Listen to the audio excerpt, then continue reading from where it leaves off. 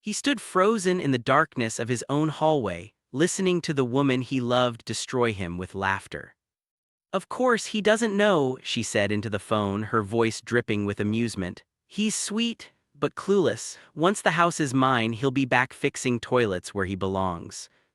The glass of water he'd come downstairs to get slipped from his trembling fingers, but he caught it just before it shattered on the floor.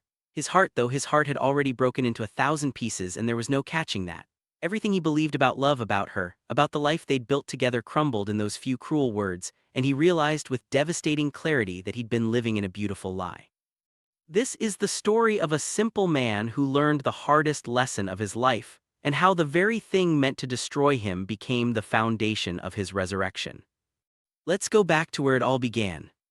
His name was Michael Hayes, and he was the kind of man people often overlooked but never forgot once they truly saw him. He rose with the sun every single morning, his calloused hands reaching for the same worn coffee tin his father had used for 30 years before him. The tin was dented and faded, but it still worked perfectly, and that was all that mattered to Michael because he believed in things that lasted, in things that had value beyond their appearance. He was a handyman by trade, the kind of worker who could fix anything: leaking pipes, broken cabinets, cracked foundations, faulty wiring. His old Ford truck carried the tools his father had passed down to him, each one wrapped in stories of honest labor and dignified work.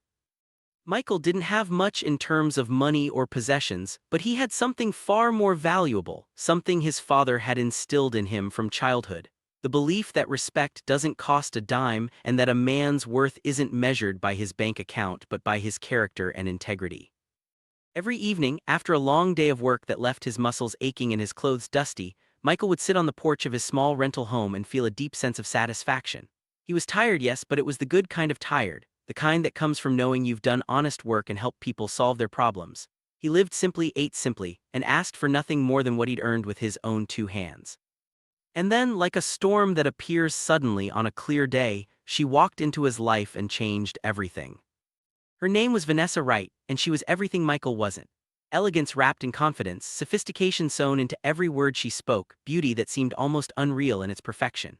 She came from a world of polished marble floors, designer clothes that cost more than Michael made in a month, and perfumes that left traces of expensive floral scents lingering in the air long after she'd left a room. They met on a Tuesday morning in late spring when she called him to fix a cabinet door in her stunning Victorian home in the wealthy part of town. Michael had driven through that neighborhood before, always feeling like his beat-up truck didn't belong among the Mercedes and BMWs lining those pristine streets, but work was work, and he never turned down an honest job. When Vanessa opened the door, Michael's breath caught in his throat. She was beautiful, yes, but it was more than that. She carried herself with a grace that seemed to command the very air around her. She smiled at him, a dazzling smile that made him feel seen in a way he hadn't felt in years, and she welcomed him into her home with a warmth that surprised him. "You must be Michael," she said, her voice smooth as silk. "Everyone says you're the best in town. I'm so glad you could come." Michael nodded, suddenly feeling awkward in his work boots and faded jeans. "Yes, ma'am, I'll take a look at that cabinet for you." "Please," she said, touching his arm lightly, "call me Vanessa. And would you like some coffee before you start? You look like you've been working hard already this morning." It was such a small gesture, such a simple kindness, but it touched something deep in Michael's heart. In his world, people usually saw him as just the handyman, someone to fix their problems and send on his way. But Vanessa looked at him like he was a person worth knowing, worth talking to, worth caring about. As he worked on the cabinet, she stayed nearby, asking him questions about his work, his life, his dreams. She listened, really listened, when he talked about his father, about the values he'd been raised with, about his belief that honest work was noble work. She laughed at his stories and seemed genuinely interested in everything he had to say, and by the time he finished the repair, Michael felt like he'd known her for years instead of just a few hours.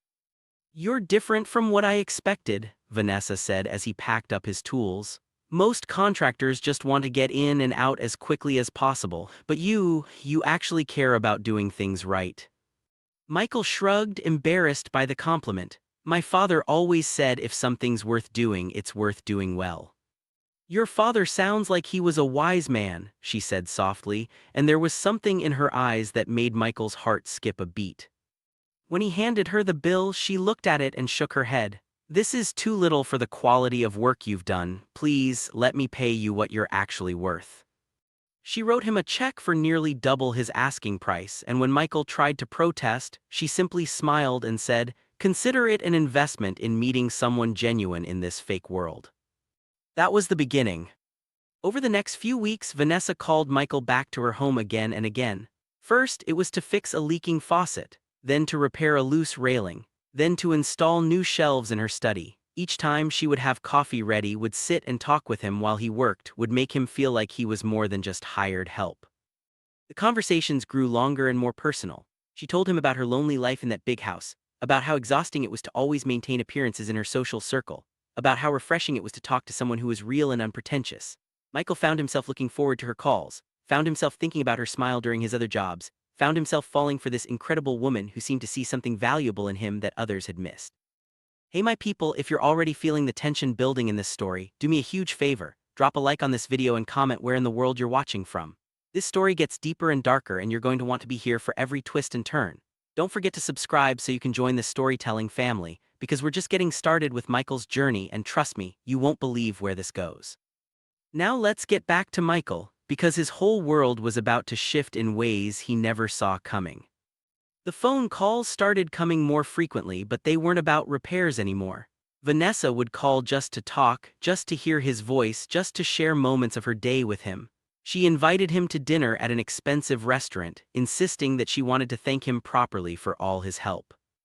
Michael went, terrified of using the wrong fork or saying the wrong thing, but Vanessa made him feel comfortable, made him feel like he belonged in that world of crystal glasses and soft candlelight.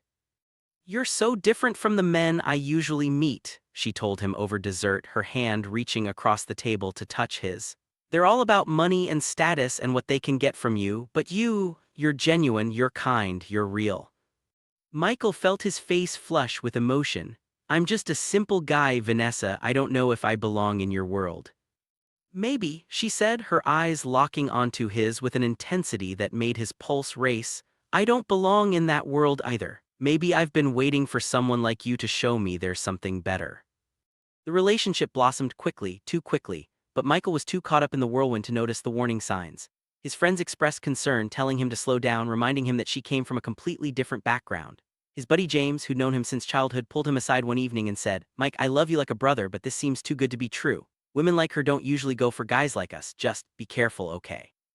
But Michael didn't want to be careful. For the first time in his life, he felt like he'd found something magical, something that transcended the boundaries of social class and economic status. He believed, truly believed, that love could cross any divide. That genuine connection mattered more than money or background. 6 months after they met, Vanessa proposed to him. They were sitting in her garden on a warm summer evening, the sunset painting the sky in shades of orange and pink, when she took his hand and said, "Michael Hayes, I've never met anyone like you. You've shown me what real love looks like. Will you marry me?" Michael was stunned. In his traditional understanding of relationships, men were supposed to propose to women, but Vanessa just laughed and said, "I'm a modern woman, Michael. When I know what I want, I go after it, and I want you." He said yes, tears streaming down his face, overwhelmed by the feeling that somehow, miraculously, he'd been chosen by this incredible woman. The wedding was small but beautiful, held in a garden chapel with close friends and family attending. Michael's father had passed away 3 years earlier, and he felt the absence keenly as he stood at the altar, wishing his dad could see him marrying this remarkable woman. But he could almost hear his father's voice in his head, whispering the words he'd said so many times, "Treat her with respect, son. Love isn't about grand gestures, it's about showing up every day with honesty and kindness." Michael vowed to do exactly that. The first few months of marriage felt like a dream. They moved into Vanessa's spacious home, and Michael slowly adjusted to living in a house that was 10 times larger than anywhere he'd ever lived before.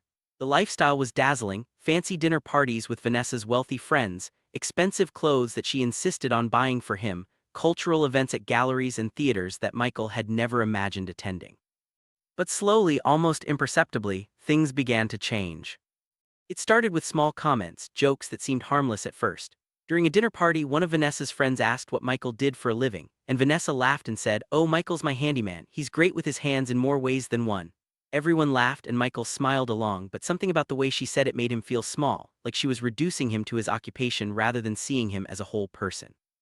Then she started correcting his grammar in front of others. It's whom, not who, darling, she'd say with a patronizing smile, or the word you're looking for is exacerbate, not make worse. Each correction felt like a tiny cut, small enough to dismiss but painful nonetheless. She began making comments about his clothes even though she'd been the one who'd claimed to love his simple style. Michael, you can't wear that flannel shirt to the charity gala. What will people think? Here, I bought you this suit. It cost more than your truck, but you're worth it. Her friends picked up on the pattern and joined in with backhanded compliments that stung more than outright insults. Michael's so refreshingly down-to-earth, they'd say, which really meant unsophisticated. It's adorable how he doesn't understand our conversations about the stock market, they'd laugh, which really meant he was ignorant. He's wonderful with manual labor, so useful to have around, they'd comment, which really meant he was nothing more than hired help who happened to share Vanessa's bed. Michael tried to change himself, tried to become the man he thought Vanessa wanted. He wore the expensive clothes she bought even though they felt stiff and uncomfortable. He bit his tongue when people talked down to him at social gatherings. He smiled and nodded when conversations turned to topics he didn't understand, pretending not to notice when people exchanged amused glances at his silence. He told himself this was what compromise looked like, what love required. After all, Vanessa had entered his world, wasn't it fair that he try to fit into hers? But with each passing week, Michael felt himself shrinking, becoming smaller and quieter, losing pieces of the man his father had raised him to be. The confident handyman who took pride in his work was being replaced by an uncertain husband who constantly questioned whether he was good enough, smart enough, sophisticated enough to deserve the woman he'd married. And then the icy silences began. Vanessa would come home late from business dinners without explanation. She'd spend hours on her phone, laughing at messages she wouldn't share, typing responses she'd hide when Michael walked into the room. There were nights when she'd crawl into bed smelling of cologne that wasn't his, perfume that wasn't hers, and when Michael would ask gently about her day, she'd sigh with irritation and say, "Don't be so insecure, Michael, it's unattractive." He started to notice other things too. Bank statements showing charges at restaurants on nights when she claimed to be working late at the office. Text messages that flashed on her phone screen before she could grab it, messages signed with heart emojis from names he didn't recognize.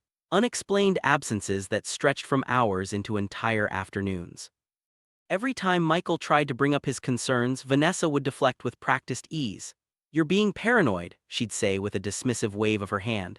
"This is what happens when someone from your background marries into sophistication. You don't understand how this world works. Not everything is a conspiracy, Michael. Sometimes a business dinner is just a business dinner." And Michael, desperate to believe her, desperate to hold onto the dream of their marriage, would swallow his doubts and convince himself that he was being unreasonable, that his insecurities were the problem, not her behavior. But deep down, in a place he didn't want to acknowledge, Michael knew something was terribly wrong. He could feel it in the way she looked at him, or rather, the way she looked through him, as if he were invisible, as if he were nothing more than a piece of furniture in her beautifully decorated home. Then came the night that shattered everything.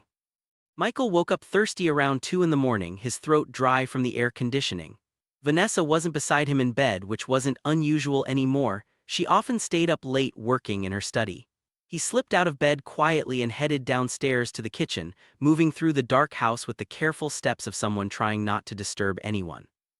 As he descended the stairs, he heard her voice drifting from the kitchen, soft and teasing in a way she hadn't spoken to him in months. She was laughing, that beautiful musical laugh that had once made his heart soar, and Michael felt a flicker of hope. Maybe things were getting better, maybe she was happy again. But as he got closer, as her words became clearer, that hope turned to ice in his veins. "Of course he doesn't know," Vanessa said into the phone, her voice filled with cruel amusement. "He's sweet, but clueless. Once the house is mine, he'll be back fixing toilets where he belongs." Michael froze in the hallway just outside the kitchen, his body going rigid with shock. The glass of water he'd been carrying nearly slipped from his trembling fingers, and he had to grip it with both hands to keep it from falling. No, the prenup is solid," Vanessa continued, completely unaware of her husband standing just feet away, dying inside. "My lawyers made sure of that. He signed everything without even reading it. Can you believe that? He was so in love, so eager to prove he trusted me. God, it was almost too easy." She paused, listening to whoever was on the other end, and then laughed again. That same laugh that had once charmed him now felt like shards of glass cutting into his soul. "The land his father left him, already transferred into my name as joint marital property. The savings account, cleaned out last month. By the time this divorce goes through, he'll walk away with nothing but his pathetic tools and that ugly truck, and honestly, that's more than someone like him deserves. Michael felt the world tilting around him, felt the floor dropping away beneath his feet. Every word she spoke was a revelation, every sentence a confirmation of fears he'd been too afraid to voice. Their entire marriage had been a lie. She'd never loved him, she'd never even liked him. He'd been nothing more than a mark, a target, a fool too blinded by love to see the trap closing around him. "I'll call you tomorrow after I serve him the papers," Vanessa said, her voice dropping to a conspiratorial whisper. "This time next month I'll be 15,000 square feet richer and he'll be exactly where he started, poor, simple, and alone, just like he was always meant to be." Michael backed away from the kitchen slowly, his heart pounding so hard he was sure she would hear it.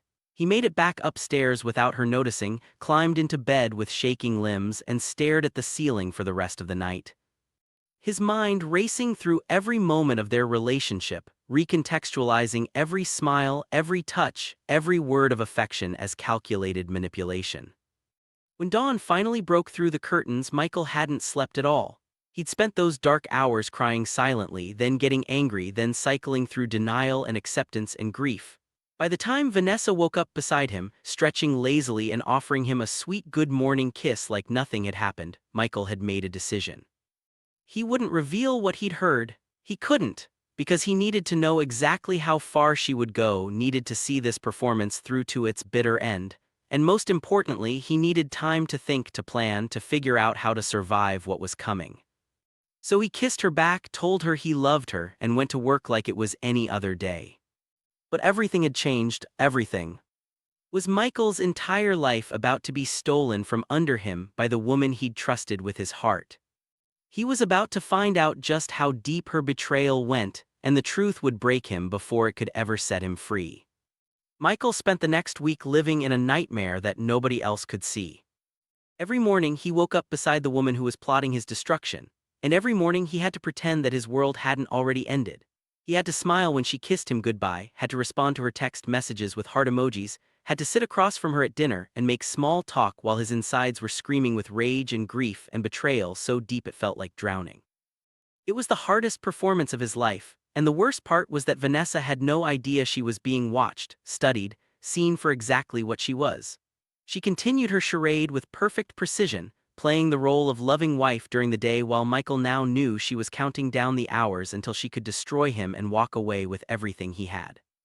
He went to work each day like a ghost, mechanically fixing pipes and cabinets and electrical problems while his own life was falling apart in ways no tool could repair. His hands moved through familiar motions, but his mind was somewhere else entirely, replaying that phone conversation over and over again, analyzing every word, every laugh, every cruel revelation. James noticed something was wrong. He cornered Michael at a job site on Thursday afternoon, his weathered face creased with concern, and said, "Brother, you look like death. What's going on with you? Is it Vanessa?" Michael wanted to tell him everything, wanted to pour out the poison that was eating him alive from the inside, but the words stuck in his throat because saying them out loud would make them too real, too permanent, too devastating to bear. So instead he just shook his head and said, "I'm fine, man, just tired, haven't been sleeping well." But James knew him too well to accept that lie. "Mike, I've known you since we were kids, I've seen you tired. This isn't tired, this is broken, talk to me." Michael opened his mouth, but before he could speak his phone buzzed with a text from Vanessa. "Don't forget we have dinner with the Hendersons tonight. Wear the navy suit. And please try to be more conversational this time. Last week you barely spoke and it was embarrassing." The casual cruelty of that message, the way she treated him like a child who needed constant correction, made something inside Michael harden into cold steel.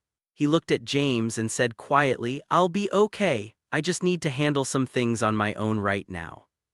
James didn't look convinced, but he squeezed Michael's shoulder and said, "I'm here when you're ready to talk. Whatever it is, you don't have to face it alone." But Michael did feel alone, more alone than he'd ever felt in his entire life, because the one person who was supposed to be his partner, his support, his safe place had turned out to be his enemy, and there was a special kind of loneliness that came with that realization. That night at dinner with the Hendersons, Michael watched Vanessa perform her role with Oscar-worthy skill. She laughed at the right moments, touched his arm affectionately when telling stories about their life together, gazed at him with eyes that seemed to shine with genuine love. She was so convincing that even Michael, who knew the truth, found himself momentarily caught in the illusion before reality came crashing back. "You're so lucky, Michael," Mrs. Henderson said warmly, smiling at them both. "Vanessa absolutely adores you, I can see it in the way she looks at you." Michael felt Vanessa's hand tighten on his knee under the table, a warning squeeze that said, "Play along, don't ruin this, keep up the act." He forced himself to smile and said, "I'm the lucky one, she's amazing." The words tasted like ash in his mouth, but Vanessa rewarded him with a dazzling smile and a kiss on the cheek that made the Hendersons coo with delight at their romance. And Michael sat there wondering how many other people she'd fooled, how many other lies she'd told with that same beautiful smile, how many other lives she'd destroyed with the same ruthless precision she was now using on him. On the drive home, Vanessa was in high spirits, chattering about how well the evening went, how impressed the Hendersons were, how important it was to maintain these social connections. Michael drove in silence, his hands gripping the steering wheel so tightly his knuckles turned white, and Vanessa didn't even notice because she was already on her phone, texting someone and smiling at the screen in a way she never smiled at him anymore. When they got home, she disappeared into her study with barely a good night, and Michael stood in the empty kitchen staring at the spot where she'd stood a week ago, destroying him with words she thought he'd never hear. The house that had once seemed like a palace now felt like a prison, and Michael realized with crushing clarity that he'd given up his freedom for a dream that had never been real. Friday morning arrived with gray skis that matched Michael's mood perfectly. He was loading tools into his truck when Vanessa appeared on the front steps, still in her silk robe, looking impossibly beautiful and impossibly cruel in the early morning light. She was holding a manila envelope, and there was something in her expression, a mixture of false sympathy and barely concealed triumph, that made Michael's blood run cold. "Michael, honey, can you come inside for a minute?" she called out, her voice sweet as poisoned honey. "There's something we need to discuss." This was it. This was the moment she'd been planning, the trap finally springing shut. Michael walked toward her slowly, each step feeling like walking toward his own execution, and when he entered the house, she gestured for him to sit at the kitchen table like she was about to discuss what to have for dinner rather than tear his life apart. She sat across from him, placed the manila envelope on the table between them, and folded her hands with the composed demeanor of someone conducting a business transaction. And that's exactly what this was to her, Michael realized, just business, cold and calculated and completely devoid of human emotion.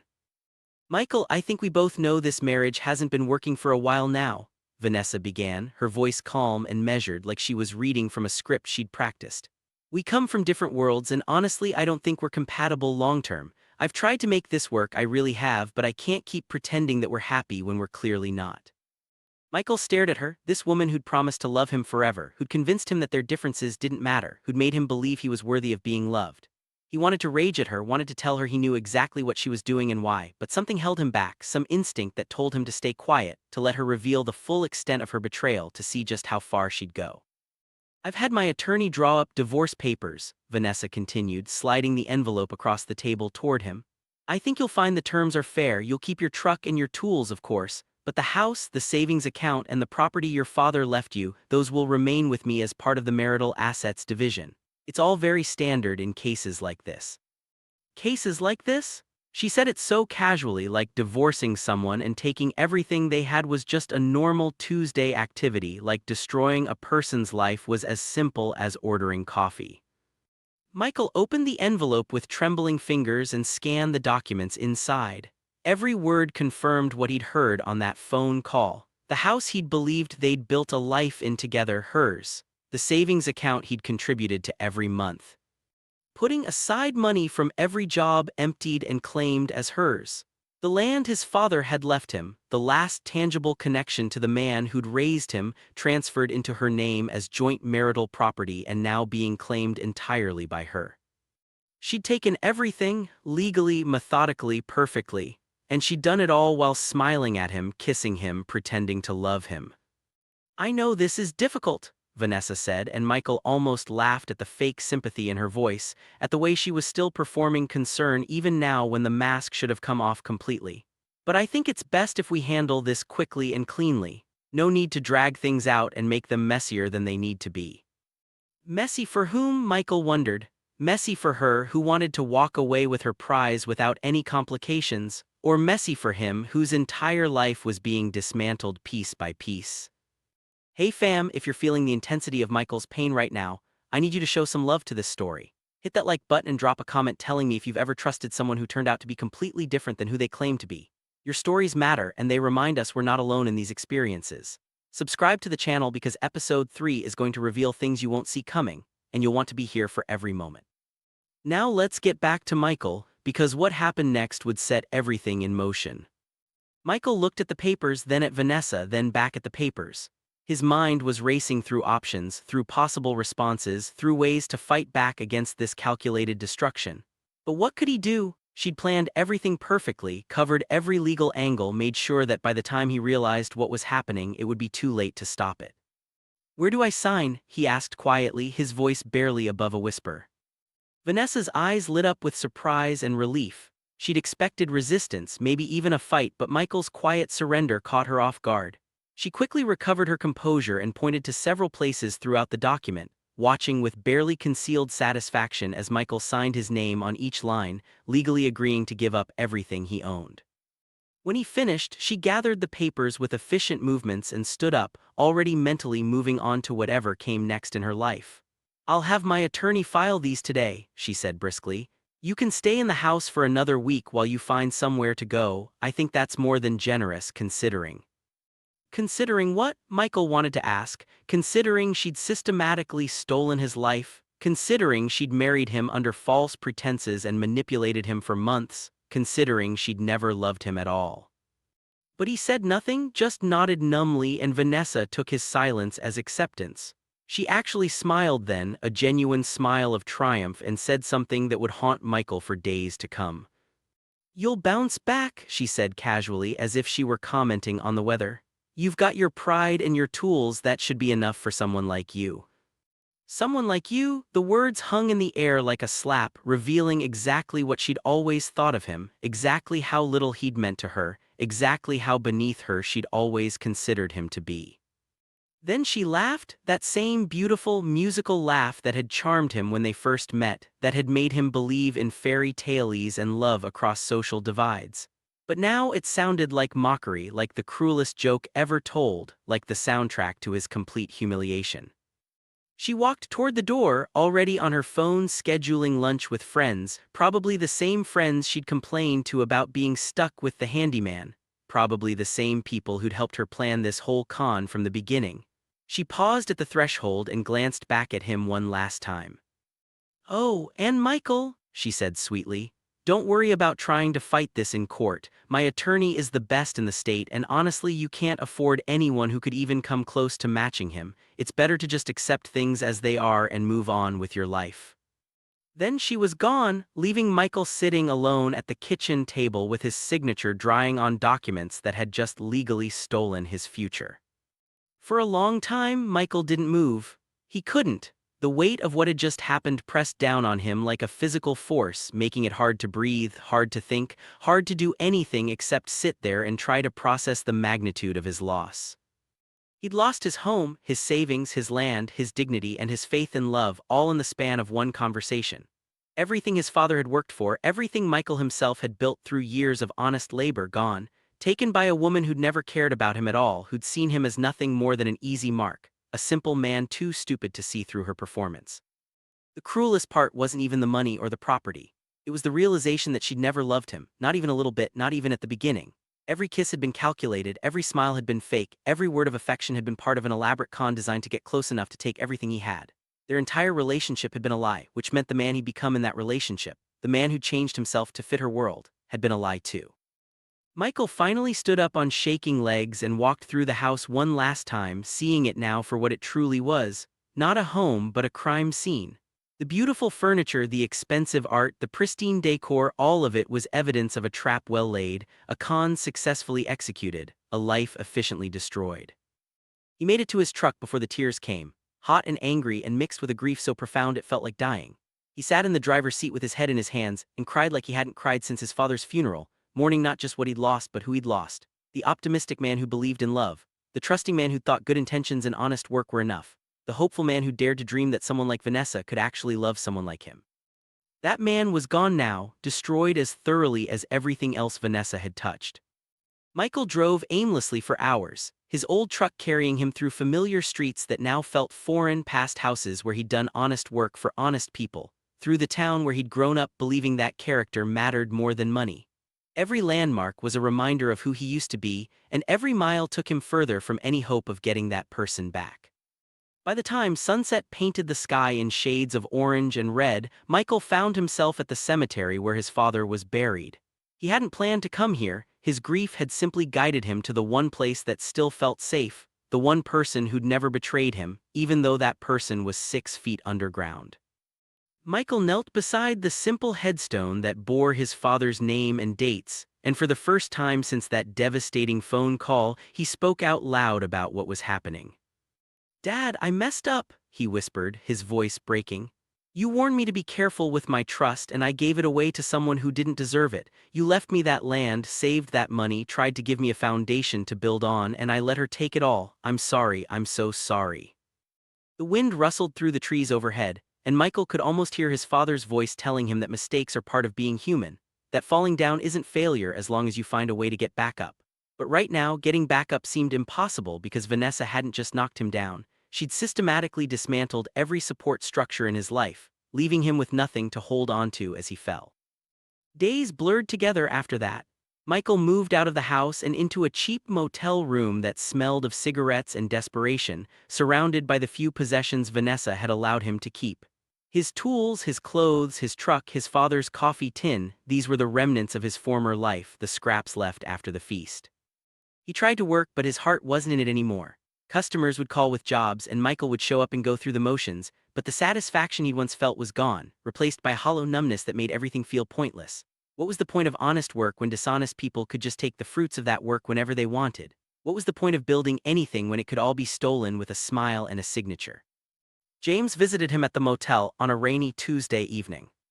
His face twisted with fury when he saw where Michael was living when he heard what Vanessa had done.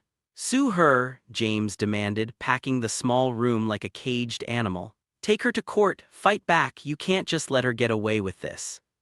But Michael just shook his head tiredly.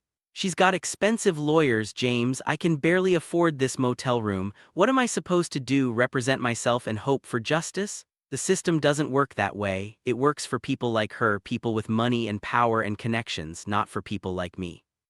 "So what, you're just giving up?" James asked, and there was disappointment in his voice that cut deeper than anger ever could. "I'm accepting reality," Michael replied. "Sometimes the bad guys win, sometimes love is a lie, sometimes the simple man gets crushed by people who see kindness as weakness and trust as stupidity. That's just how the world works." But even as he said those words, even as he tried to convince himself that surrender was the same as wisdom, something deep inside Michael refused to completely die. Some small spark of who he used to be, the man his father raised, the man who believed in justice and integrity, flickered in the darkness, barely alive but not quite extinguished. On Friday morning, exactly 2 weeks after Vanessa had served him the divorce papers, Michael's phone rang with an unknown number.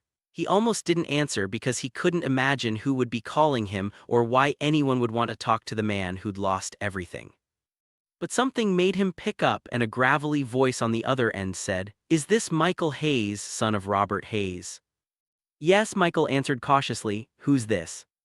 "My name is Arthur Mitchell. I was your father's attorney many years ago. I need you to come to my office today if possible. There's something regarding your father's estate that requires your immediate attention."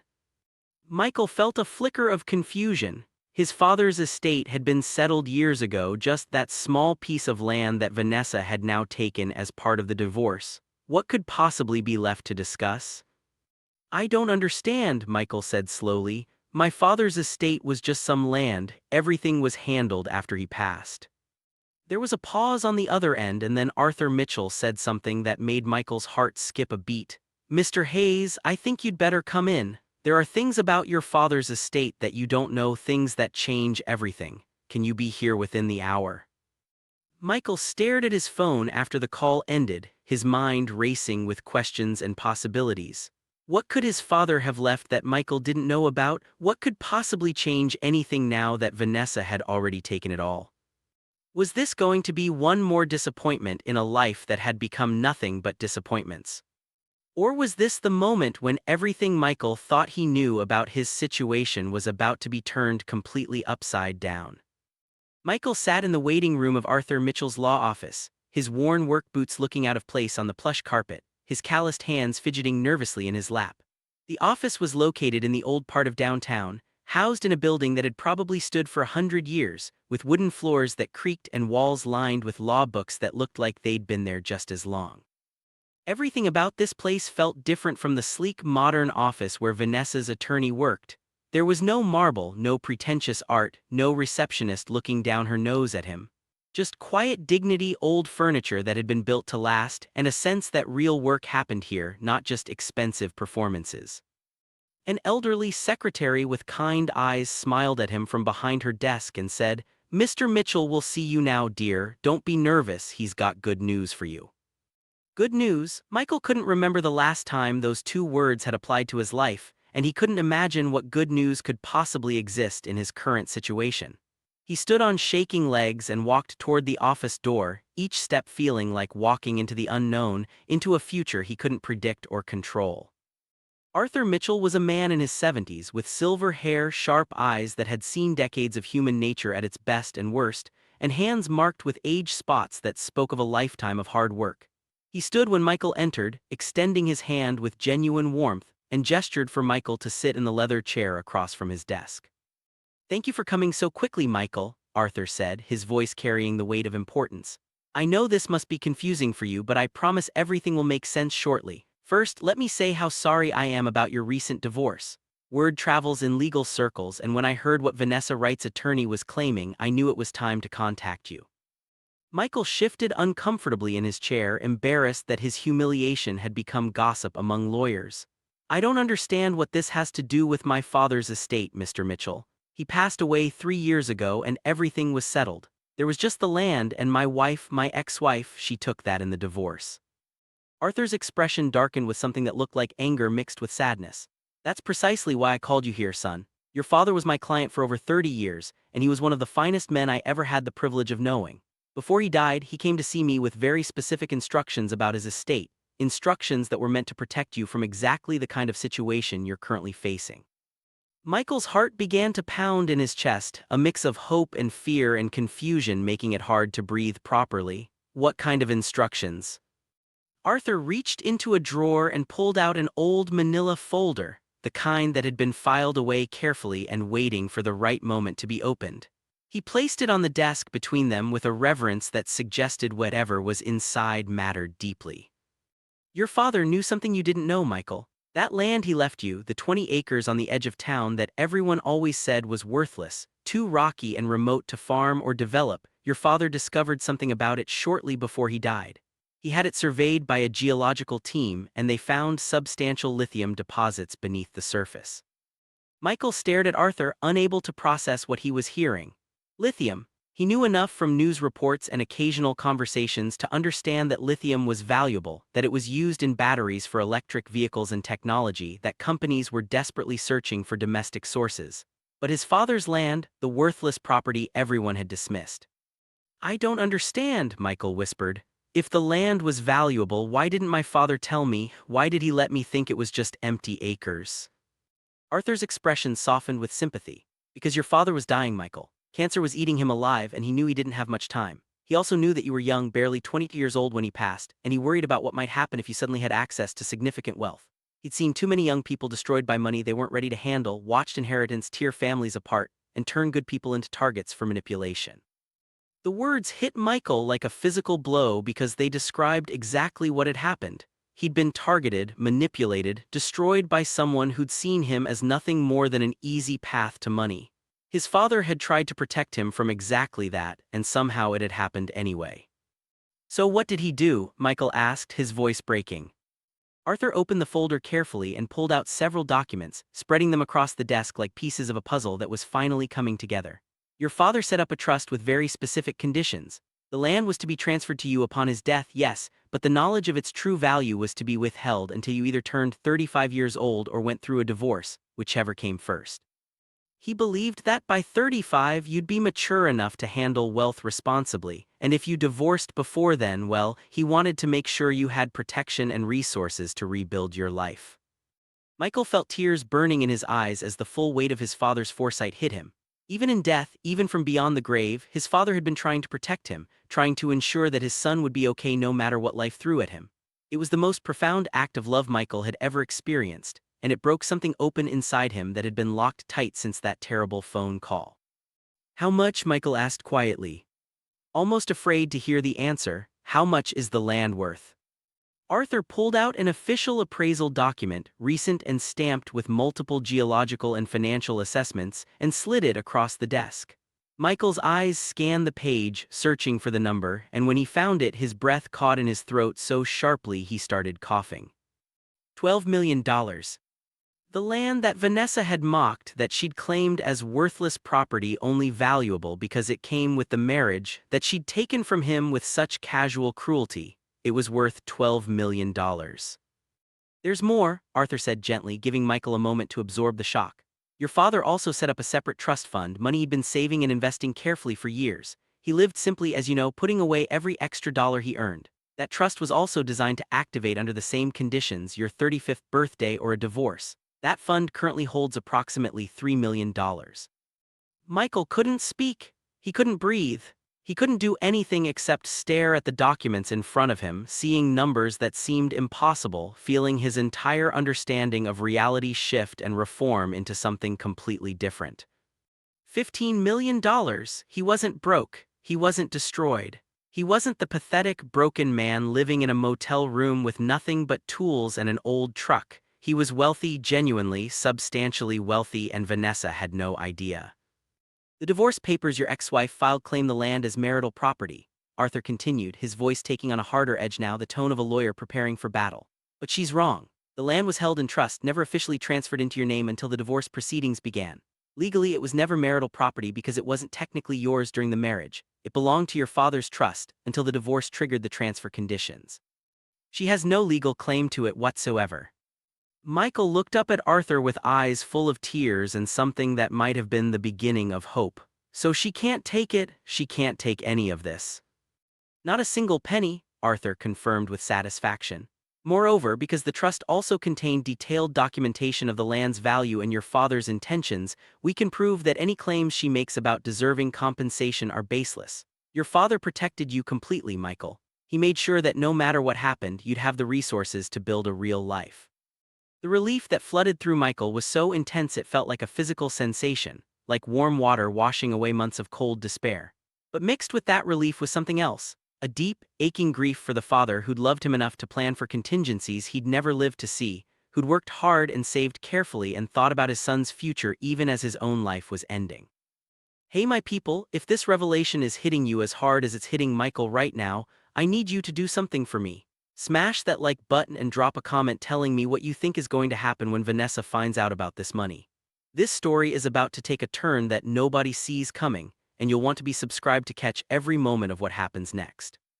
Don't forget to share this with someone who needs to hear a story about justice finally showing up when it matters most." Now let's get back to Michael, because the war was far from over.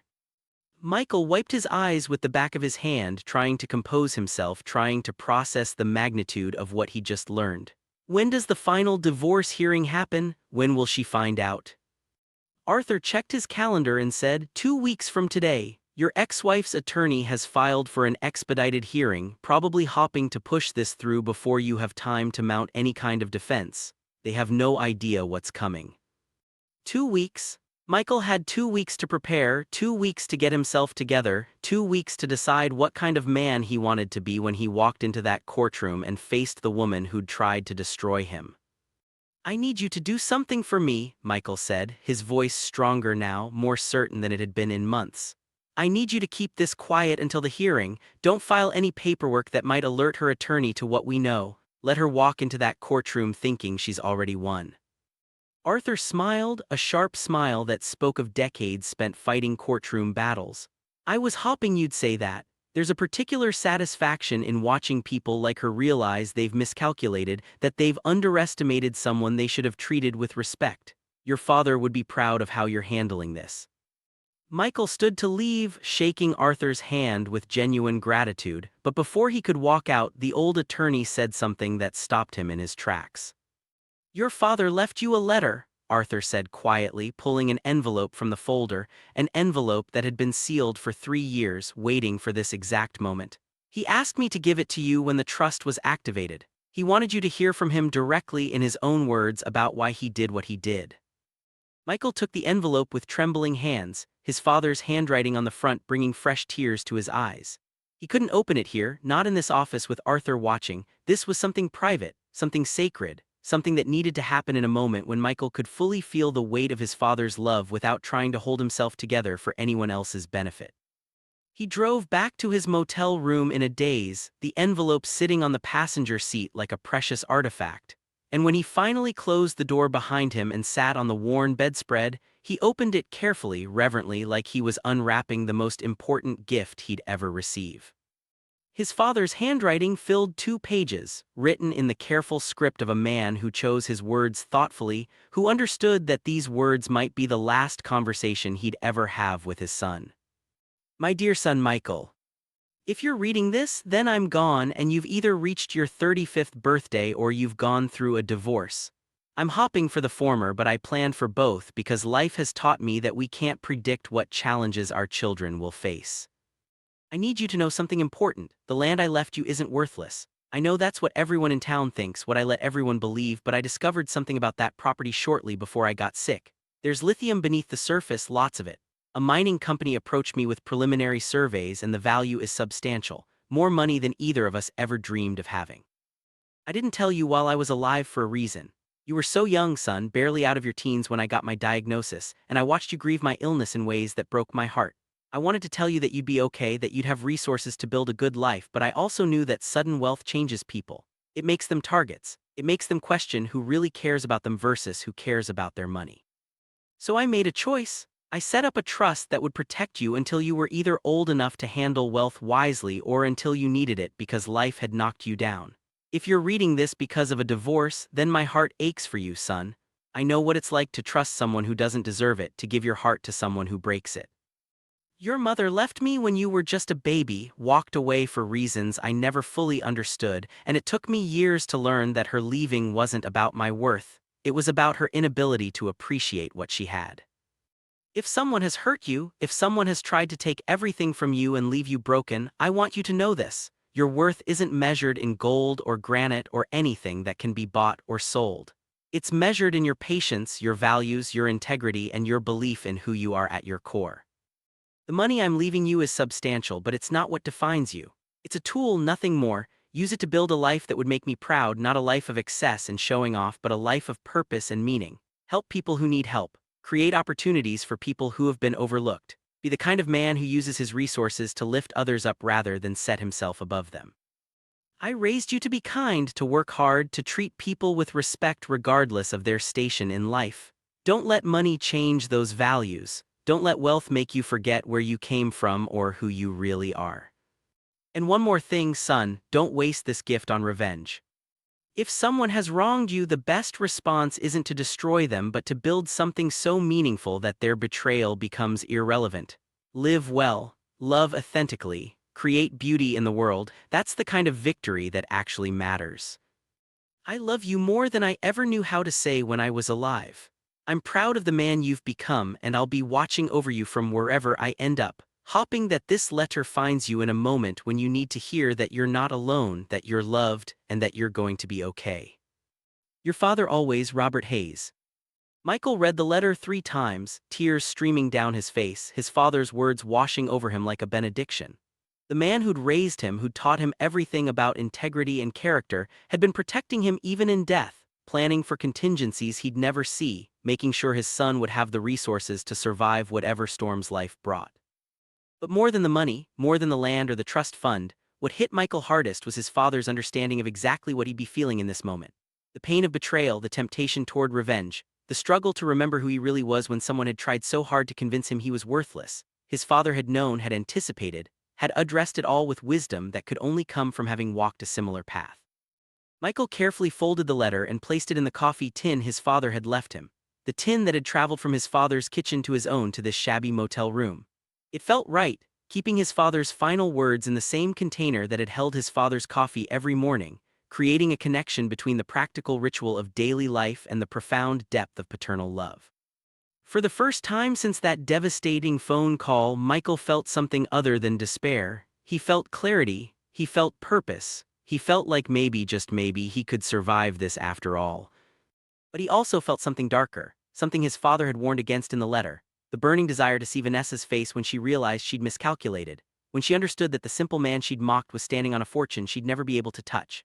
His father had counseled against revenge, had urged him to focus on building rather than destroying, but Michael was only human, and humans struggle with forgiveness when the wounds are still fresh and bleeding.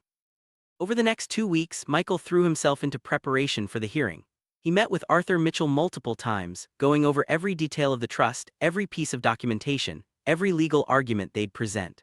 Arthur brought in financial advisors to help Michael understand the full scope of his resources and begin planning for how to manage such substantial wealth responsibly.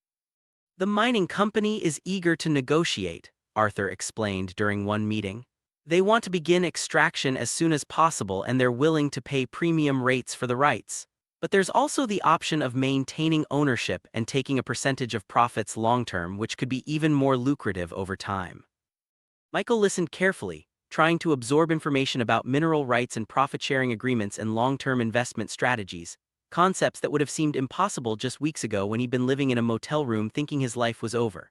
The irony wasn't lost on him that Vanessa, who'd mocked his lack of sophistication, would never even get the chance to access the kind of wealth she'd been chasing so ruthlessly. James came to visit him during those 2 weeks and Michael finally told him everything: the phone call, the betrayal, the trust fund, the upcoming hearing. James listened with an expression that cycled through rage, disbelief, satisfaction, and eventually a kind of fierce pride in his friend. "Your dad was a genius," James said, shaking his head in amazement. He knew exactly what kind of vultures would come circling if word got out about that land. And Vanessa, man, I can't wait to see her face when she realizes she played herself. She literally married you to get to money that she could never have accessed anyway because it was in a trust. "My father warned against focusing on revenge," Michael said quietly, but even as he spoke, he couldn't deny the small smile that played at the corners of his mouth. "There's revenge, and then there's justice," James replied firmly. "What's about to happen isn't revenge, it's the universe correcting itself, making sure that people who try to destroy others don't get to walk away with the prize. That's not revenge, brother, that's righteousness." The night before the hearing, Michael couldn't sleep. He lay in the motel bed staring at the ceiling, his mind racing through scenarios, through possibilities, through the 100 different ways the next day could unfold. He thought about Vanessa, about the woman he'd fallen in love with who'd never actually existed, about the performance she'd given that had been convincing enough to fool a man who'd been raised to see the best in people. He thought about his father, about the sacrifices Robert Hayes had made to save money for a son who'd never known he was being protected, about the wisdom of planning for disasters while hoping they'd never come. He thought about the man he'd been when he met Vanessa, confident in his work, secure in his values, happy with his simple life, and the man he'd become during their marriage, uncertain, diminished, constantly questioning his own worth. And he thought about who he wanted to be moving forward when the hearing was over and he had resources that could change not just his life but the lives of countless others.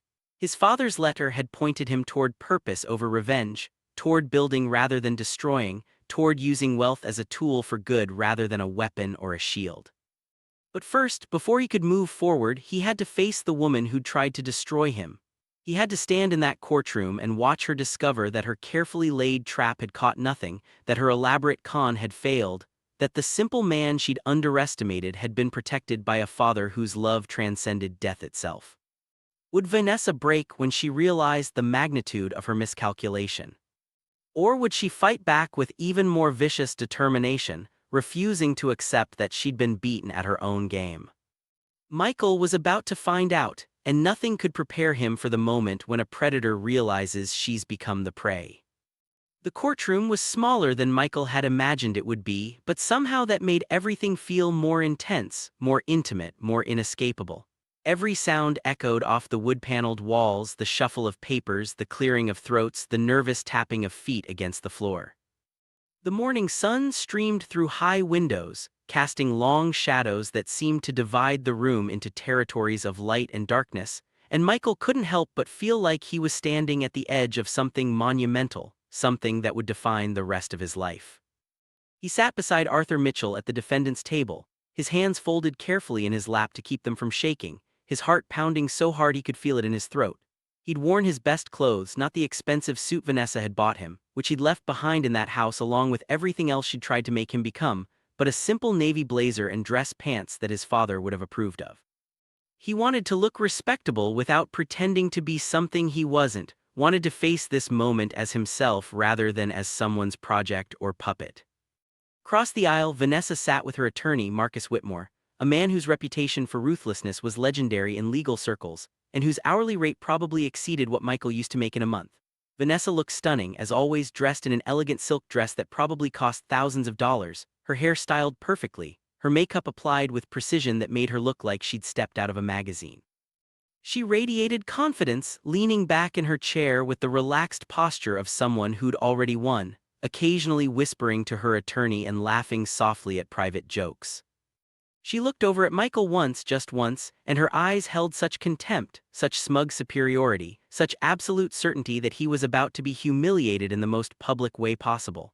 She smiled, that same beautiful smile that had once made his heart race but now made his stomach turn, and mouthed the words, "This will be quick." Michael held her gaze steadily, refusing to look away, refusing to give her the satisfaction of seeing him flinch or cower.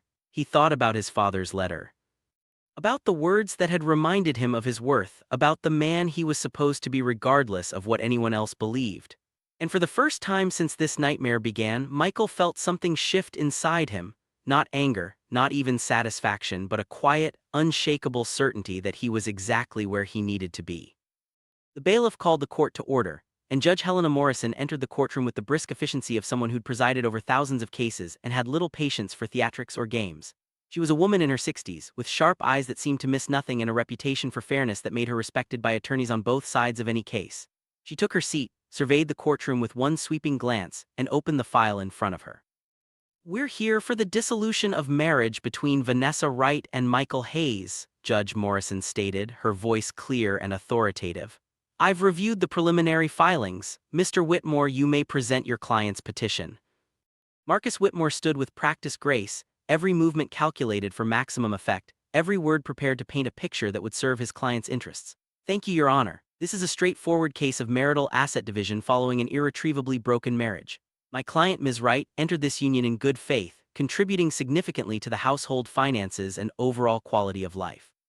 The respondent, Mr. Hayes, while a decent man, simply lacked the means and sophistication to maintain the lifestyle my client was accustomed to."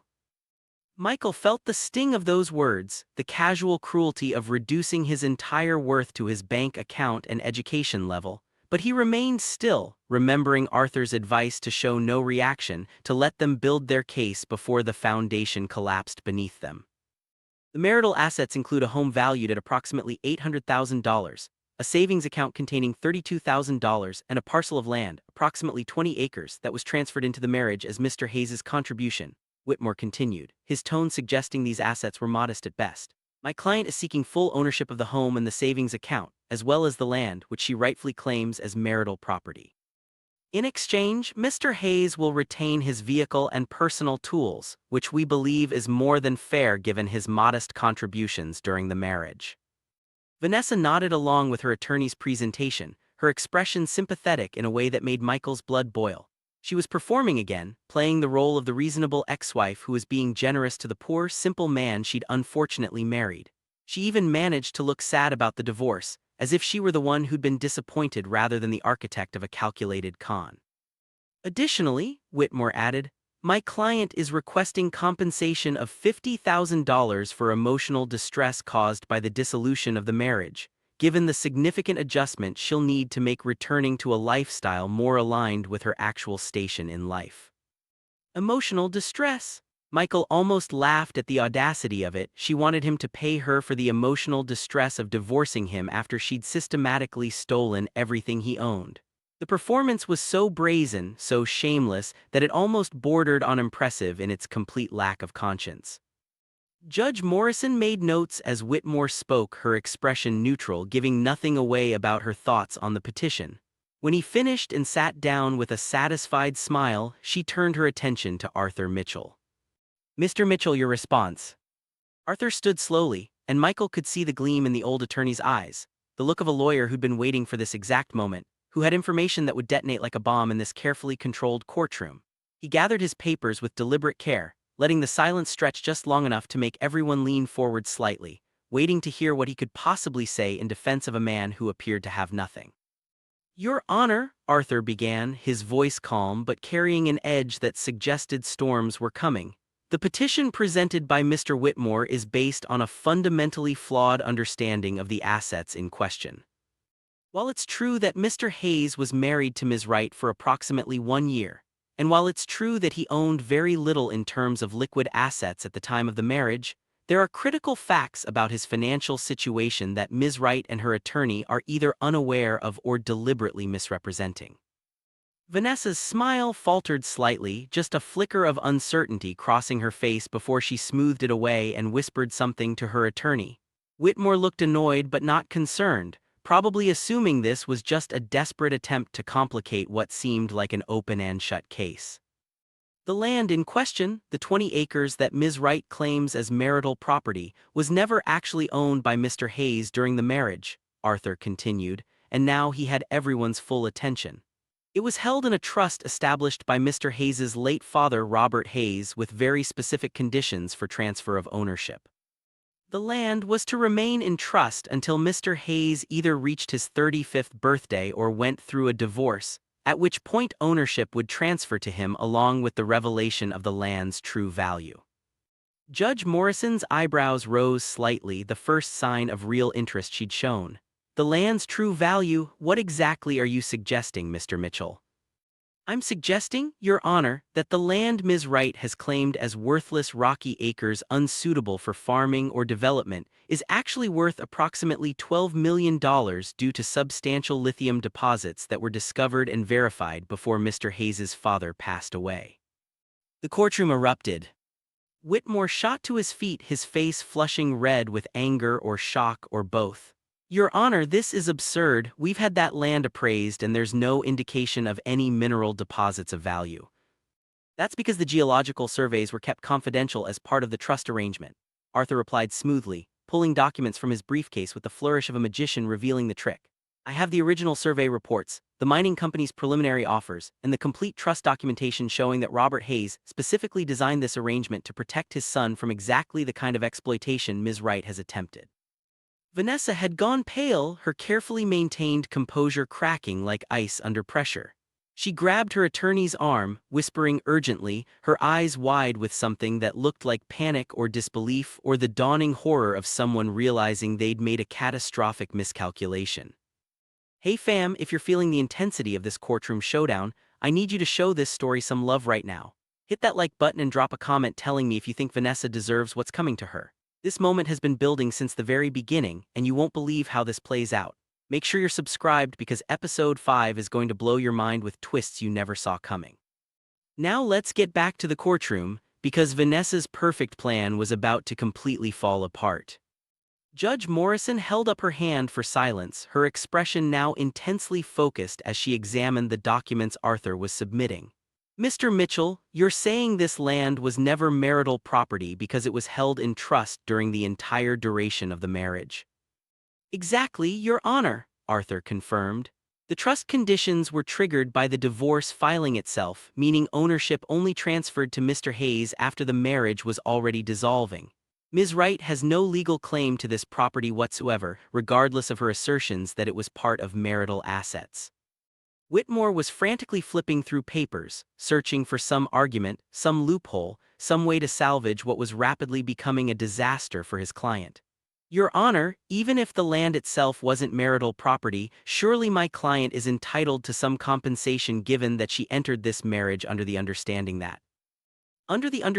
that she was marrying a man of modest means whom she could later exploit and leave with nothing?" Arthur interrupted, his voice taking on a harder edge now. "Your Honor, I have evidence that Ms. Wright's motivations for this marriage were never genuine. Phone records, witness statements, and documentation showing that she specifically targeted my client because she believed he owned property she could claim in a divorce. Michael watched Vanessa's face cycle through emotions: denial, anger, fear, and finally a desperate attempt to regain control of the narrative. She stood suddenly, despite her attorney's attempt to pull her back down, and addressed the judge directly with tears in her eyes that Michael knew were as fake as everything else about her. "Your Honor, this is completely false," Vanessa said, her voice trembling with manufactured emotion. "I loved Michael. I married him because I saw something genuine in him, something real in a world full of fake people. Yes, our marriage had problems, but to suggest that I was running some kind of con is offensive and hurtful and completely untrue." She was good, Michael had to admit.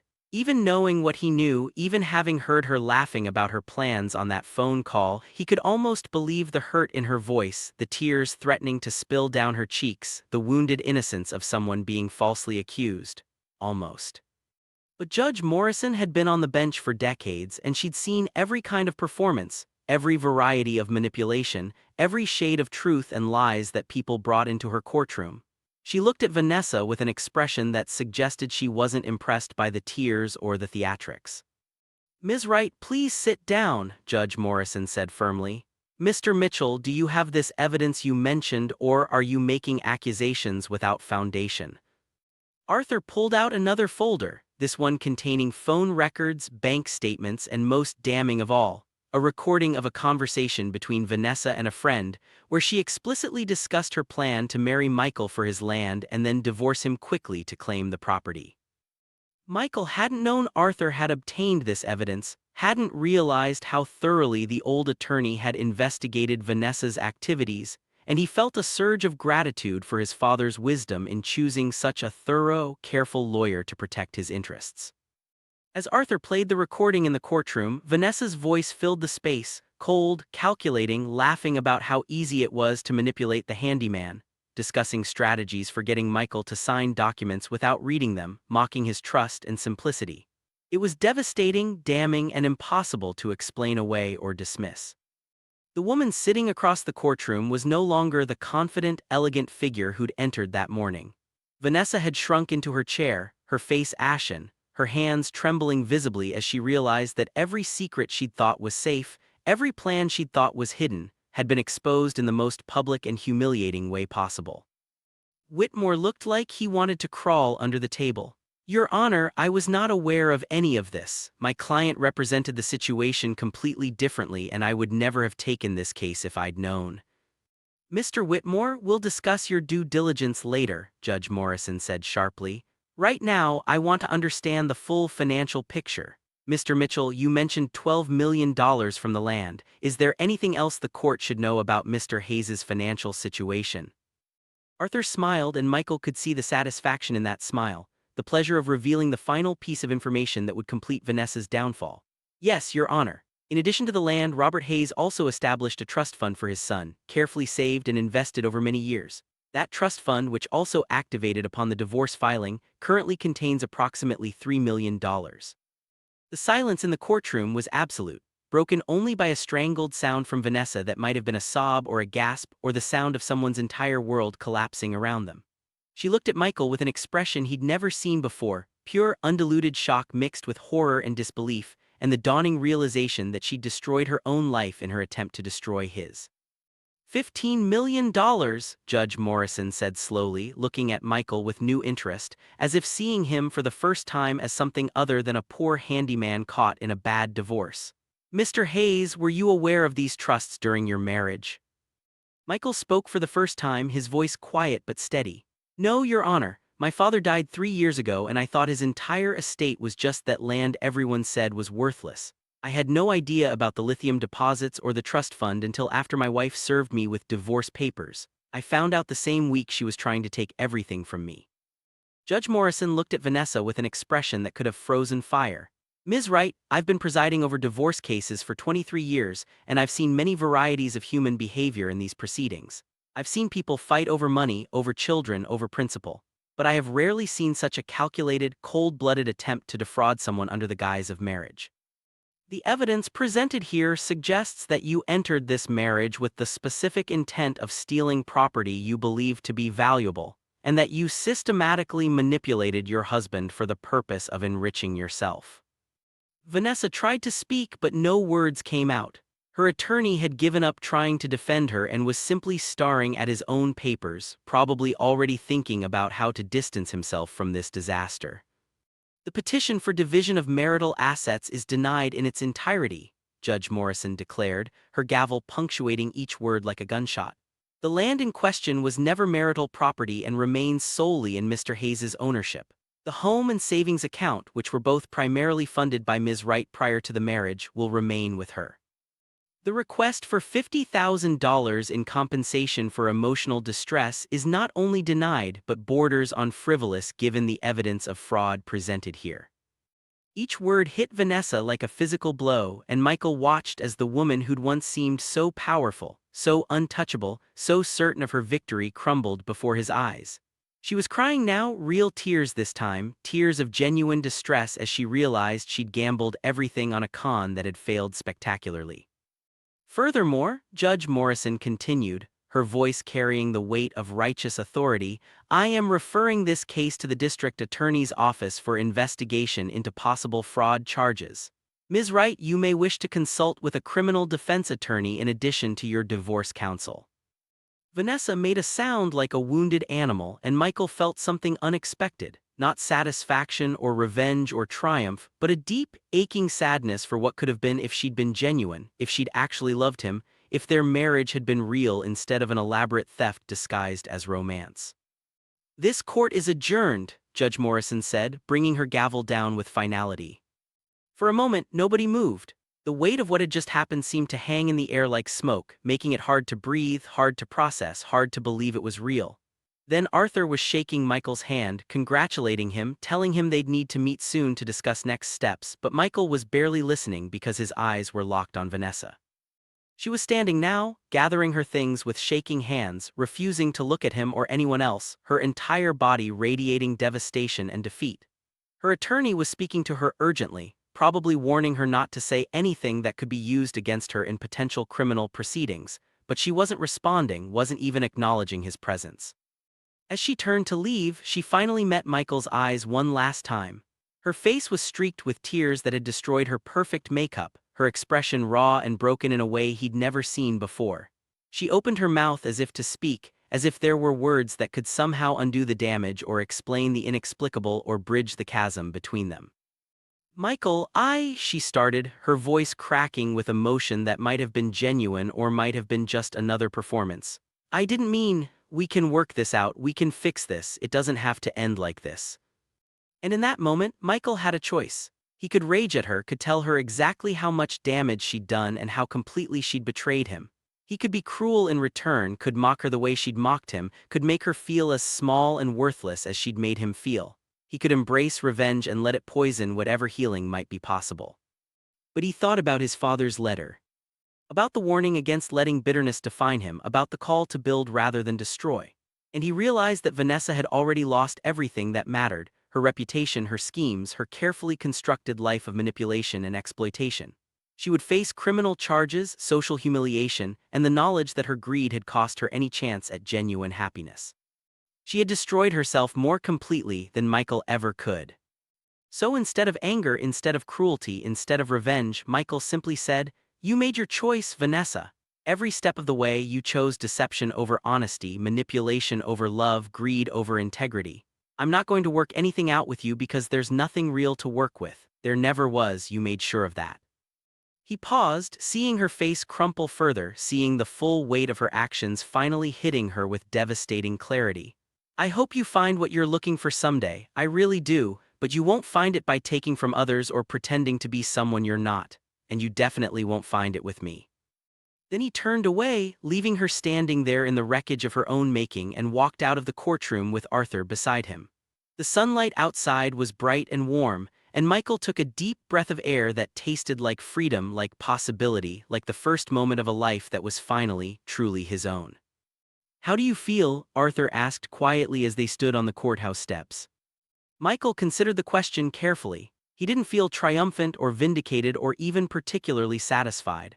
What he felt was tired, bone-deep tired from months of carrying grief and betrayal and shame that had never been his to carry in the first place. But beneath that tiredness was something else, something that felt like the beginnings of peace.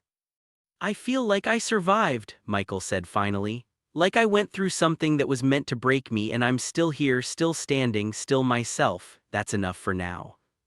Arthur smiled and clasped his shoulder with genuine warmth.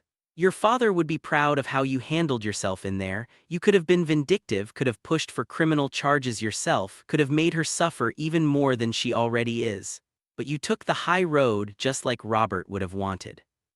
They talked for a few more minutes about next steps, meeting with financial advisors, discussing the mining company's offers, setting up proper asset management. But Michael's mind was already elsewhere, already thinking about what came next, about how to use the resources his father had left him in ways that would honor Robert Hayes's memory and values. As Arthur drove away, Michael sat in his old truck, the same beat-up Ford that had carried him to countless jobs that Vanessa had mocked as beneath her standards, that had survived everything else and was still running strong. He put his hands on the steering wheel, feeling the worn texture that fit his palms perfectly, and for the first time in months he smiled a real smile. His phone buzzed with a text from James. "How did it go?"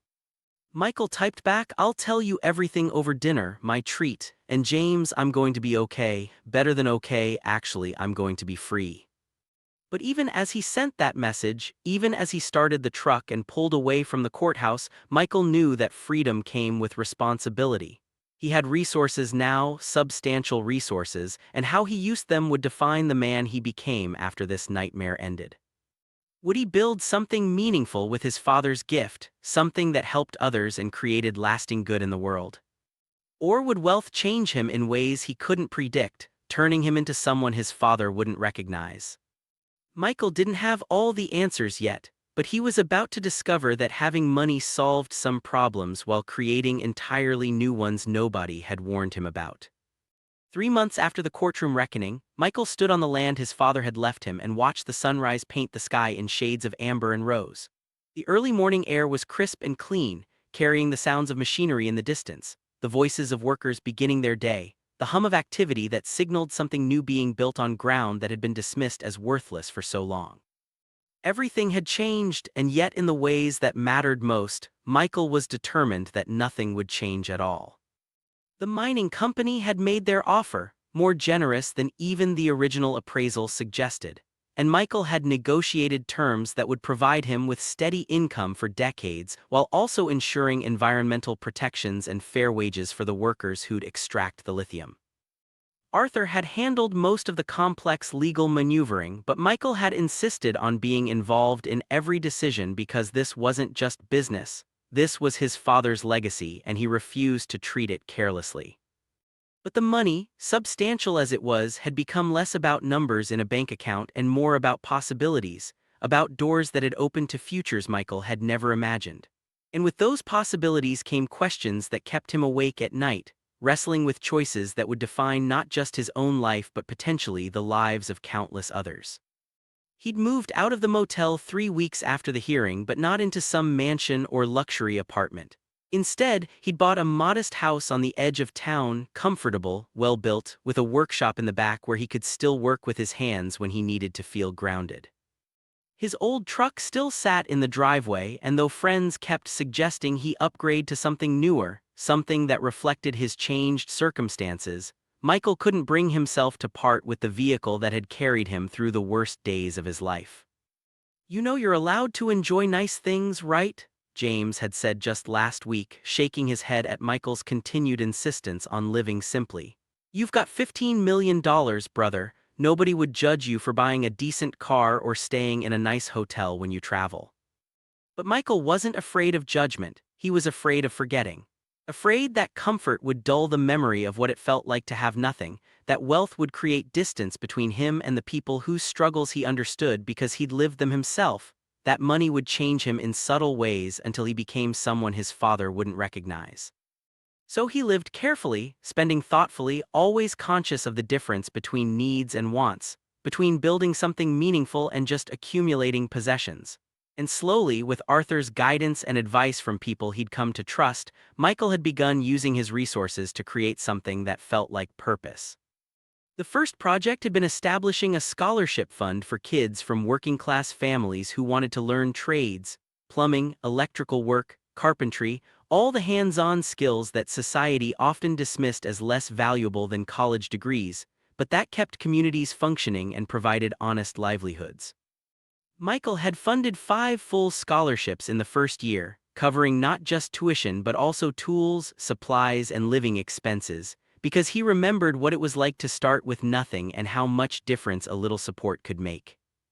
The second project had been buying and renovating several old apartment buildings in the area, converting them into affordable housing for single parents and families struggling to make ends meet.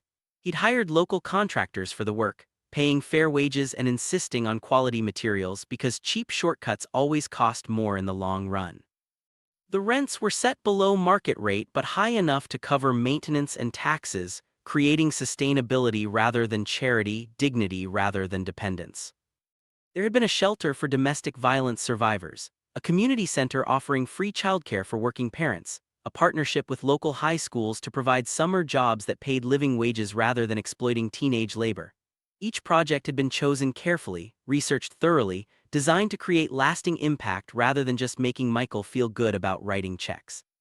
And yet, despite the satisfaction of building something meaningful, despite the gratitude from people whose lives had been touched by his father's legacy being put to work, Michael couldn't shake the feeling that something was still unfinished, still unresolved, still waiting to be addressed.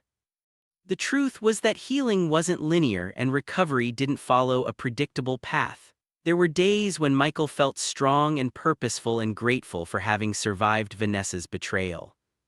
And there were other days, darker days, when he'd wake up at 3 in the morning with his heart racing, reliving that moment of standing in the hallway listening to the woman he loved laugh about destroying him, feeling the sting of humiliation and worthlessness that no amount of money could completely erase. Wealth had solved the practical problems but hadn't healed the emotional wounds. He could afford therapy now, and he'd been going regularly, talking through the trauma of betrayal with a counselor who understood that financial security didn't automatically translate to psychological peace.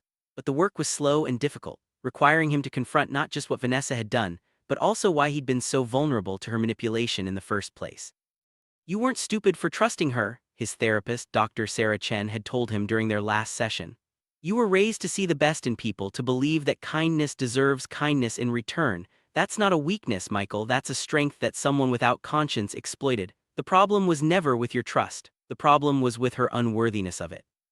The words had helped, but they hadn't completely quieted the voice in Michael's head that still sometimes whispered that he should have known better, should have seen the signs, should have protected himself from someone who'd never actually loved him at all. And then there was the matter of Vanessa herself. He hadn't seen her since the courtroom, hadn't spoken to her despite the messages she'd left, dozens of them in those first weeks after the hearing, alternating between apologies and explanations and desperate pleas for him to understand that she'd made mistakes but still cared about him. He'd blocked her number eventually, unable to handle the emotional manipulation that continued even after everything had been exposed, but he still thought about her more than he wanted to admit. Not with longing or love, those feelings had died completely the night he'd overheard her true intentions, but with something more complicated, a mixture of pity and curiosity and unresolved anger that occasionally surfaced when he least expected it. He wondered what had happened to her after the criminal investigation, whether she'd faced charges or somehow talked her way out of consequences the way she'd talked her way into his life. He wondered if she'd learned anything from the experience or if she was already planning her next con, her next victim, her next attempt to take what she hadn't earned. Hey my people, if you've been riding this emotional roller coaster with Michael from the beginning, I need you to do something important right now. Hit that like button and drop a comment telling me what you think Michael should do next with his life and his resources. Should he focus on building his legacy, or is there unfinished business he still needs to address? Subscribe to the channel because Michael's story is far from over, and what happens next will challenge everything he believes about justice, forgiveness, and second chances.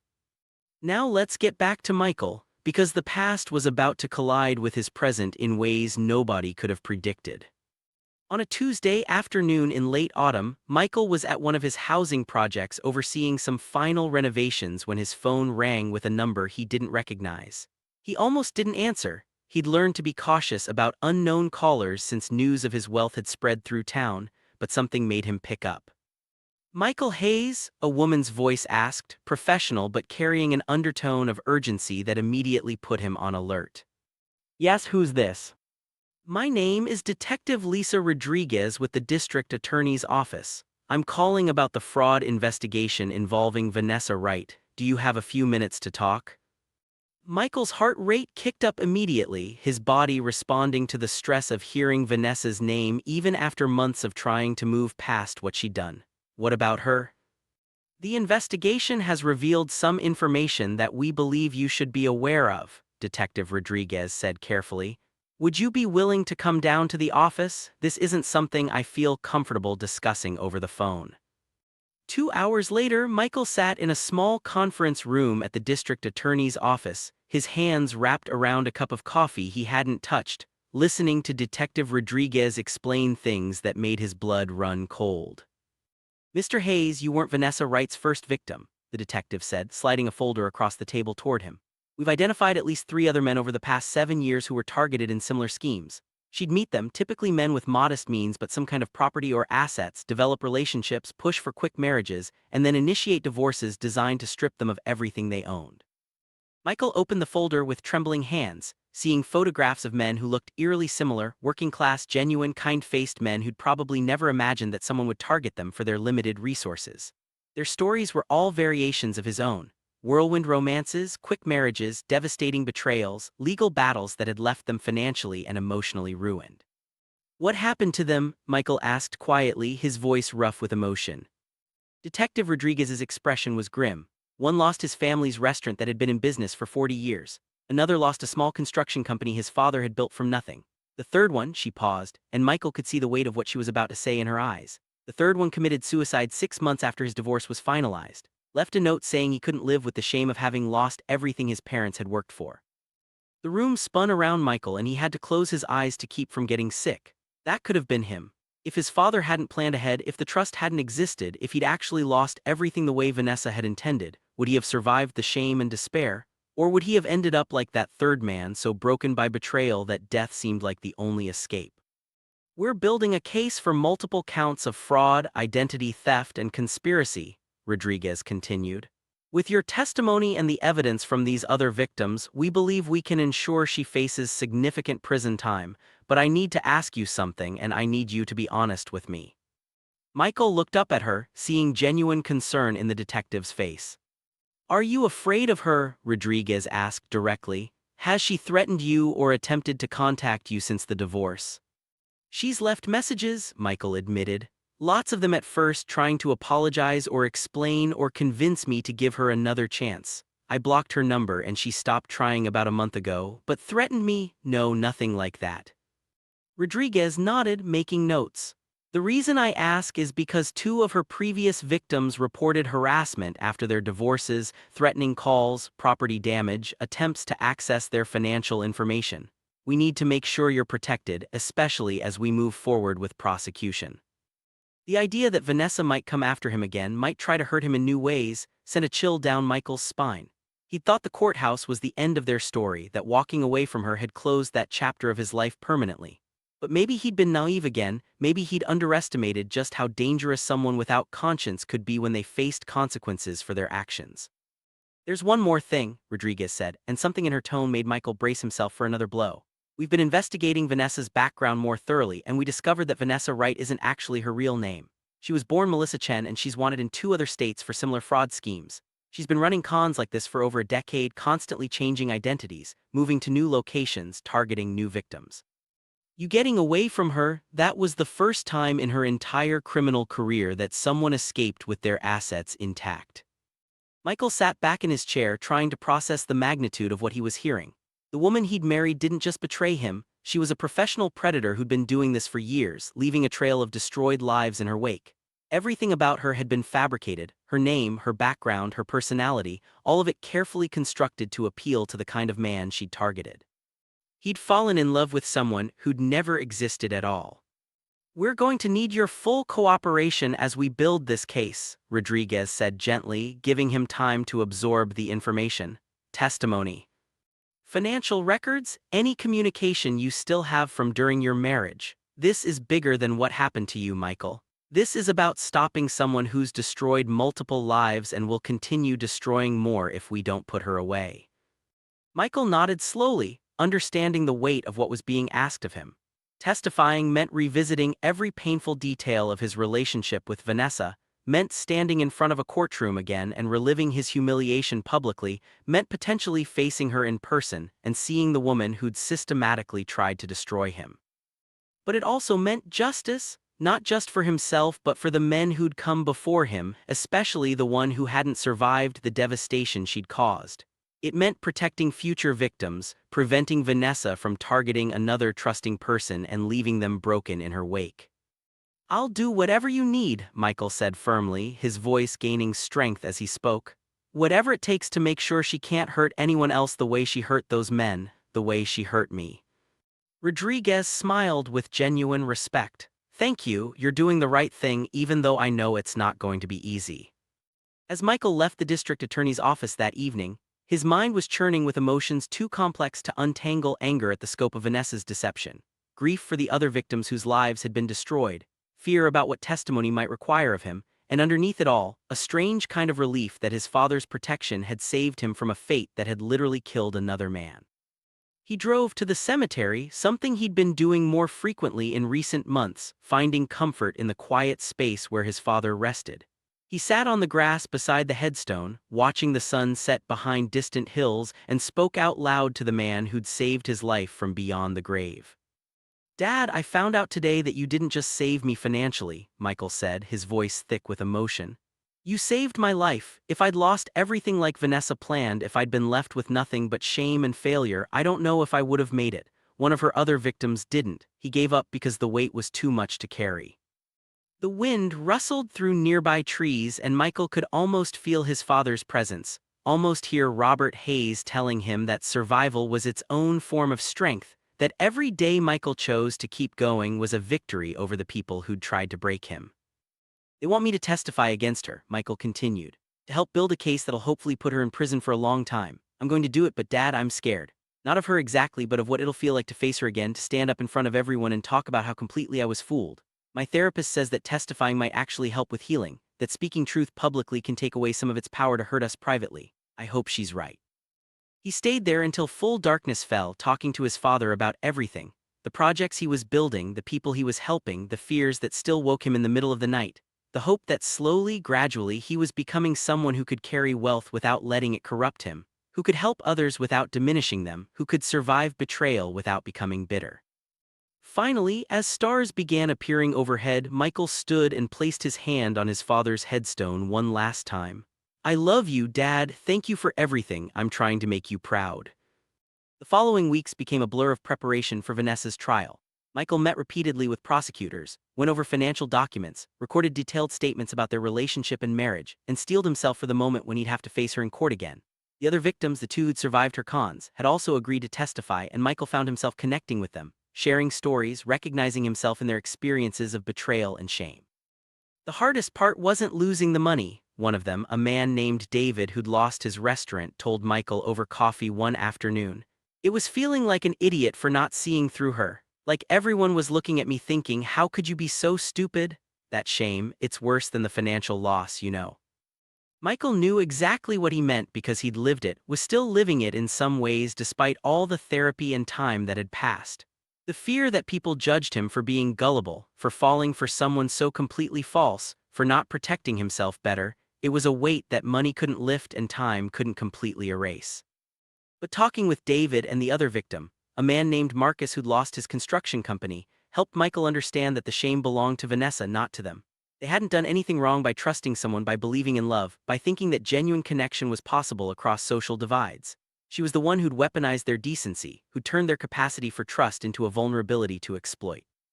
As the trial date approached, Michael's anxiety grew. He'd wake up with nightmares about testifying, about Vanessa somehow turning the tables on him again, about standing in front of a courtroom and having every detail of his humiliation picked apart by defense attorneys trying to paint her as a victim of circumstance rather than a calculating predator. But he also felt something else, a growing sense of purpose, of being part of something larger than his own story. This wasn't just about his pain anymore, It was about breaking a pattern that had destroyed multiple lives and would continue destroying more if nobody stopped it. The night before the trial began, James came over to Michael's house with pizza and beer, sitting with his friend and offering the kind of quiet support that required no words. They watched a football game without really paying attention, both of them knowing that tomorrow would be one of the hardest days of Michael's life but also potentially one of the most important. "You've got this, brother," James said as he was leaving. "You've already survived the worst thing she could do to you. Tomorrow is just about making sure she can't do it to anyone else. That's not weakness, that's strength, that's heroism, even if it doesn't feel like it." Michael hugged his friend tightly, grateful beyond words for the people who'd stood by him through everything, who'd never judged him for being vulnerable, who'd reminded him that surviving betrayal wasn't shameful, it was brave. But as he lay in bed that night, unable to sleep despite his exhaustion, Michael's phone buzzed with a text from an unknown number. His stomach dropped as he read the message. "Michael, it's Vanessa. I know I shouldn't contact you, but I need you to know something before tomorrow. Please just give me 5 minutes. There are things about what happened that you don't understand, things that might change everything. Meet me at the old coffee shop on Main Street at 7 a.m. tomorrow, just 5 minutes. That's all I'm asking, please." Michael stared at the message, his heart pounding, his mind racing with possibilities and warnings and questions that had no good answers. Every rational part of him knew he shouldn't respond, shouldn't engage, shouldn't give her even a moment of his time after everything she'd done. The prosecutors had warned him explicitly not to have any contact with her before the trial, had told him that anything he said could be used to complicate the case. But another part of him, the part that still had unanswered questions, that still struggled to understand how someone could be so cruel, that wondered if there was any possibility of truth beneath all the lies, that part wanted to know what she had to say, wanted closure or understanding. Or something that might finally let him put this chapter completely behind him.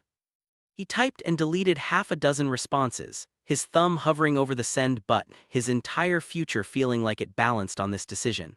If he met her, would he be walking into another trap? Would she manipulate him again, exploit whatever remaining vulnerability he had, find some way to twist his desire for closure into a weapon she could use against him?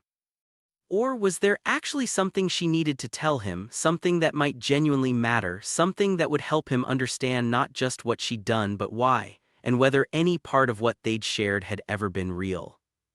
The clock on his nightstand clicked over to 2:47 a.m. and Michael was still staring at that message, still trying to decide, still caught between wisdom and curiosity, between self-protection and the desperate human need to understand the incomprehensible. Should he meet with the woman who'd tried to destroy him one last time before the trial? Or was this just another manipulation, another calculated move in a game she'd been playing all along? Michael's finger hovered over the send button, the weight of his decision pressing down on him like a physical force, because whatever he chose in this moment would determine not just what happened tomorrow but potentially the entire trajectory of his healing, his peace, and his ability to finally, truly move forward. And somewhere in the darkness of that sleepless night, with dawn approaching and a decision that couldn't be delayed much longer, Michael made a choice that would change everything, again.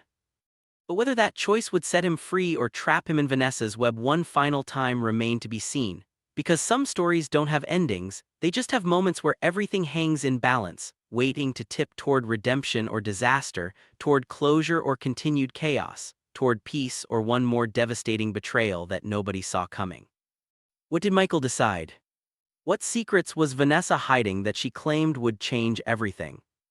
And was the woman who destroyed so many lives actually capable of truth, or was this just the beginning of her most dangerous game yet?